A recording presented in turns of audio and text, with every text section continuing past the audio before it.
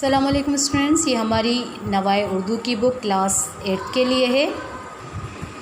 हमने अब तक उर्दू के 4 लेसन्स कंप्लीट किए हैं और आज की क्लास में हम यूनिट नंबर 5 की रीडिंग करेंगे और उसकी एक्सरसाइज आपको समझाएंगे।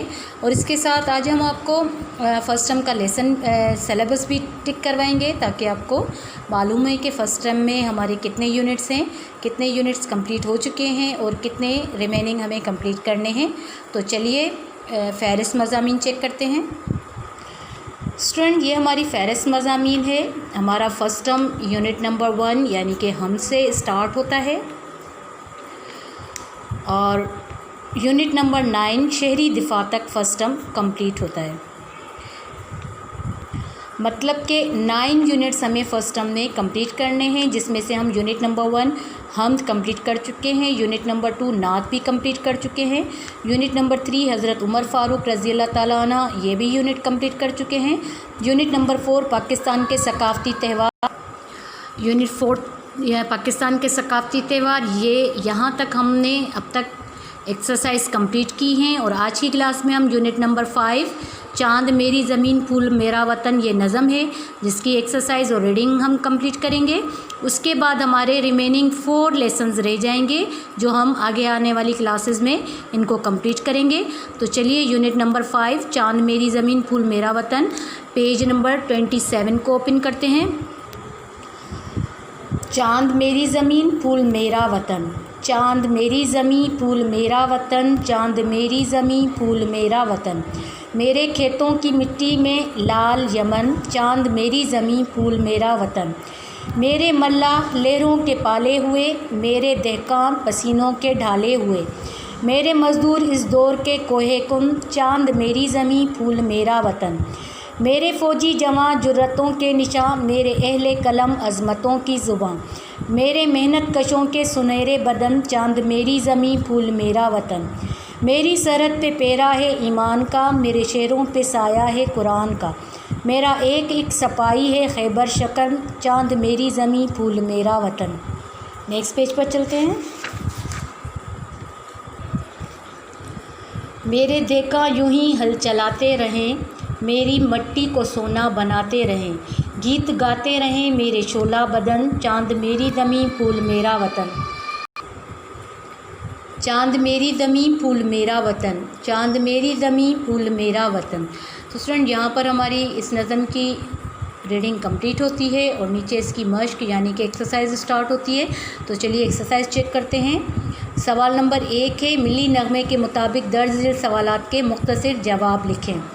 सवाल नंबर 1 है, नज़म में किन किन मेहनत कशों का जिक्र किया गया है। सवाल नंबर 2 है, मिट्टी को सोना बनाने से क्या मुराद है।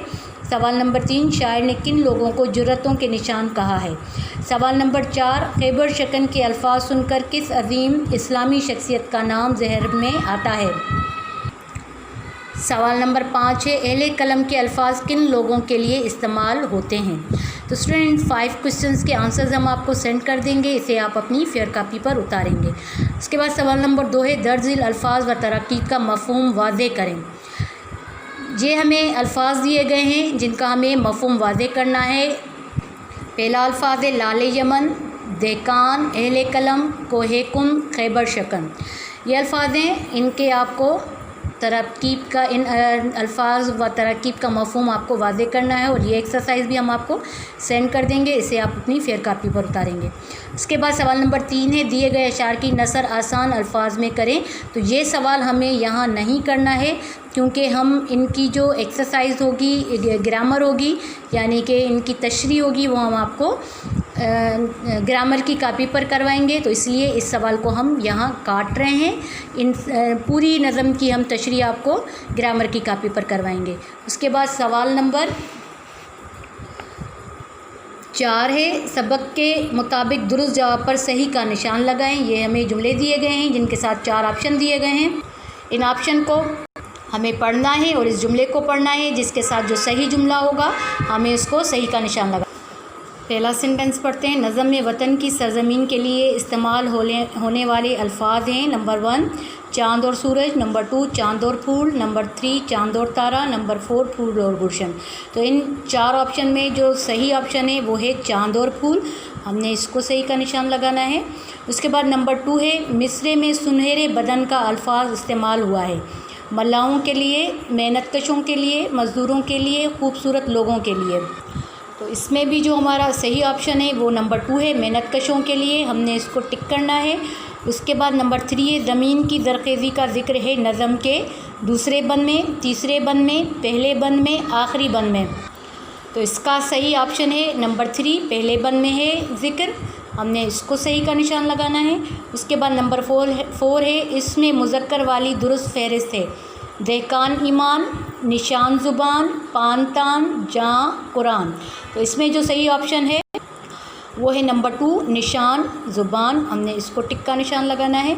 उसके बाद है नंबर 5 मेरे फ़ौजी जवान निशां हैं, अज़मतों के, जुर्रतों के, सतूतों के, रफ़तों के। तो इसमें जो सही ऑप्शन है इसमें भी नंबर 2 ऑप्शन सही है, जुर्रतों के। इसको हमने सही का निशान लगाना है। उसके बाद ये मिली नगमा के शायर हैं हिमायत अली शायर, इनायतुल्लाह ख़ान, माहिरुल कादरी, सागर सिद्दीकी। तो इसमें जो सही ऑप्शन है वो है नंबर 2, इनायतुल्लाह ख़ान।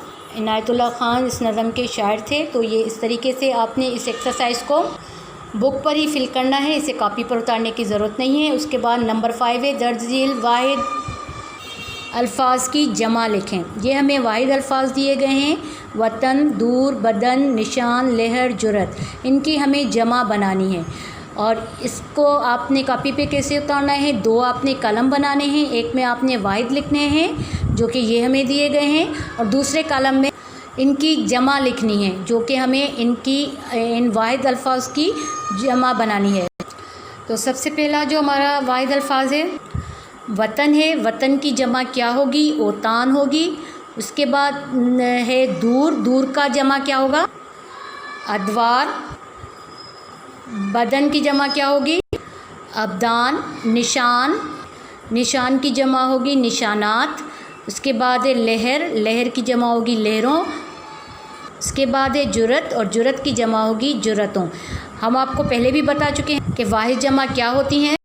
वाहिद कोई भी एक अल्फाज होती है और जब हम उसकी जमा बनाते हैं तो वो बहुत सारी तादाद में जमा को ज़ाहिर करती है। तो इस क्वेश्चन को भी आप अपनी फेयर कॉपी पर उतारेंगे। उसके बाद आते हैं सवाल नंबर 6 पे, चांद मेरी ज़मीं फूल मेरा वतन का मरकज़ी ख्याल तहरीर करें। तो इस सवाल को भी आपने फेयर कॉपी पर नहीं करना है, इसे भी हम काट रहे हैं। नेक्स्ट पेज पे चलते हैं। नेक्स्ट पेज पे क्वेश्चन नंबर 7 है दुरुस्त लफ्ज़ लगाकर मिसरे मुकम्मल करें। ये हमें खाली जगह दी गई हैं जिनमें सही अल्फाज को हमने फिल करना है। नंबर 1 है मेरे खेतों की डेश में लाल यमन। तो इसमें हमारा जो लफ्ज़ आएगा वो मट्टी आएगा। उसके बाद नंबर 2 है मेरे देहकां डेश के ढाले हुए। और इसमें जो लफ्ज़ आएगा वो आएगा पसीनों।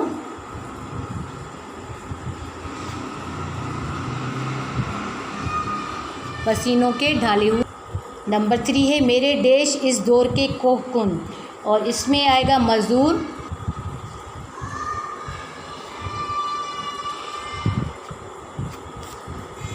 उसके बाद है मेरे अहले कलम देश की ज़ुबान। इसमें आएगा अज़मतों।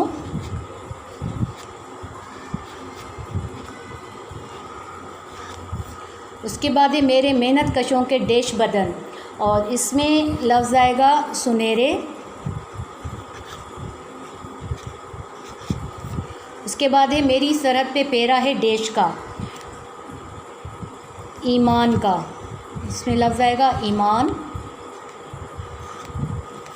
उसके बाद है मेरा एक एक देश है खैबर शकन। और इसमें आएगा सिपाही। इस तरीके से आपने ये अल्फाज फिल करने हैं। पहले में मट्टी आया, दूसरे में पसीनों, तीसरे में मज़दूर, चौथे में अज़मतों, और 5वें में सुनहरे, छठे में ईमान, 7वें में सिपाही। उसके बाद नीचे चलते हैं। नीचे क्वेश्चन है क्वेश्चन नंबर 8, कालम अलिफ में दिए गए अल्फाज को कालम बे के मुतलका अल्फाज से मिलाएं। ये हमें 2 कालम दिए गए हैं, अलिफ और बे, यानी कि इन अल्फाज कालम अलिफ के अल्फाज को हमें कालम बे के अल्फाज से मिलाना है जो इनके साथ सही मैच होता है। तो सबसे पहले जो हमें लफ्ज़ दिया गया है वो है सिपाही। और सिपाही किसके साथ मैच होगा, आपने स्केल के साथ मैच करना है रखकर। सिपाही होगा खैबर शकन के साथ मैच, हमने इस सर्किल से और इस सर्किल तक लाइन को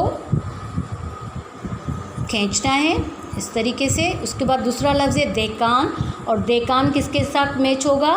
देकान मैच होगा कोहेकुन के साथ, तो हमने देकान के सर्किल को कोहेकुन के सर्किल के साथ मैच करना है इस तरीके से। उसके बाद लफ्ज़ है मेहनतकश, और मेहनतकश किसके साथ मैच होगा?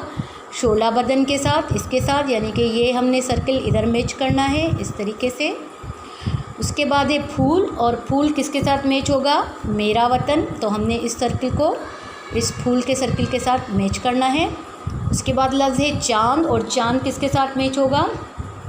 चाँद होगा मेरी ज़मीन के साथ, तो इस सर्किल को हम मेरी ज़मीन के सर्किल के साथ मैच करेंगे। उसके बाद लफ्ज़ है खेतों की मट्टी, और खेतों की मट्टी किसके साथ मैच होगी? लाल यमन के साथ, इस सर्किल को हम इस सर्किल के साथ मैच करेंगे इस तरीके से। और इस क्वेश्चन को भी आप बुक पर ही फिल करें, फेयर कॉपी पर उतारने की ज़रूरत नहीं है। नेक्स्ट पेज पे चलते हैं। नेक्स्ट पेज पे हमें क्वेश्चन नंबर 9 दिया गया है। मिसाल के मुताबिक दर्जिल अल्फाज में साबके और लायके अलग अलग करें। ये हमें अल्फाज दिए गए हैं: नीम गरम, रहनुमा, तजुर्बाकार, पुरवकार, हकशनास, लातादाद, अदाकारी, अश्कबार, सरंजाम, कम उम्र। इसमें हमें 2 कॉलम दिए गए हैं, एक हमें साबके इन अल्फाज में से अलग करने हैं, दूसरे में हम लायके अलग करेंगे। ये हमें मिक्स करके इन्होंने अल्फाज दिए हुए हैं, और साबके अलग करने हैं, लायके अलग करने हैं। मिसाल के तौर पर इन्होंने हमें एक करके दिखाया है कि ये जो लफ्ज़ है नीम गरम, ये साबके हैं, और दूसरे में जो लायका है वो है तजुर्बाकार, यानी कि ये। अब इसके अलावा जो ये अल्फाज़ें हमें अलग अलग करने हैं कि इनमें कौन से साबके हैं और कौन से लायके हैं। तो चलिए, एक हमें करके दिया हुआ है नीम गरम, ये साबके था। अब आते हैं रहनुमा के ऊपर। रहनुमा हमारा जो है वो लायके लफ्ज़ है, हमने यहाँ इस कॉलम में लिखना है रहनुमा।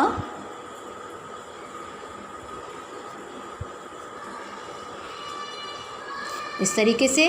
उसके बाद 3rd नंबर पे चलते हैं, तजुर्बाकार। तजुर्बाकार भी हमारा जो है वो लफ्ज़ जो है लायके हैं, और लायके में लिखेंगे तजुर्बाकार।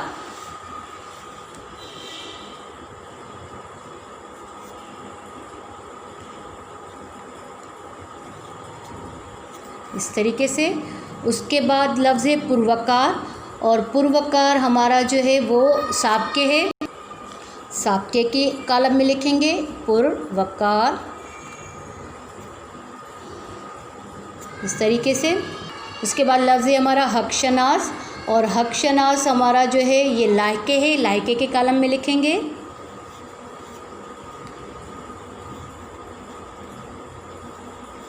इस तरीके से। उसके बाद लफ्ज़ है लातादाद, और लातादाद हमारा साबके है, हम साबके के कॉलम में लिखेंगे।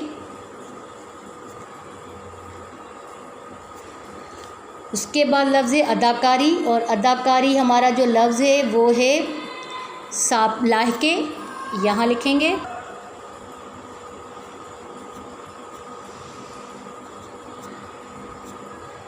इस तरीके से। और उसके बाद लफ्ज़ है हमारा अश्कबार। अश्कबार हमारा लायके है, और हम इसको लायके के कॉलम में लिखेंगे इस तरीके से। उसके बाद लफ्ज़ है हमारा सरंजाम, और सरंजाम हमारा जो है वो साबके है, हम इसे साबके के कॉलम में लिखेंगे। उसके बाद लफ्ज़ है कम उम्र। कम उम्र भी हमारा साबके है, और हम इसे साबके के कॉलम में लिखेंगे इस तरीके से। ये सारे अल्फाज हमने अलग अलग कर दिए। जो साबके थे हमने साबके के कॉलम में लिखे, जो लायके थे उन्हें हमने लायके के कॉलम में लिखे इस तरीके से। और इसको आपने बुक पर ही फिल करना है, इससे फेयर कॉपी पर उतारने की सवाल को ज़रूरत नहीं है। तो स्टूडेंट, यहाँ पर हमारी इस नज़म की एक्सरसाइज कंप्लीट होती है, और इसे आप अपनी फेयर कॉपी पर उतारिए। हम आपसे मिलेंगे नेक्स्ट क्लास में, तब तक के लिए अल्लाह हाफिज़।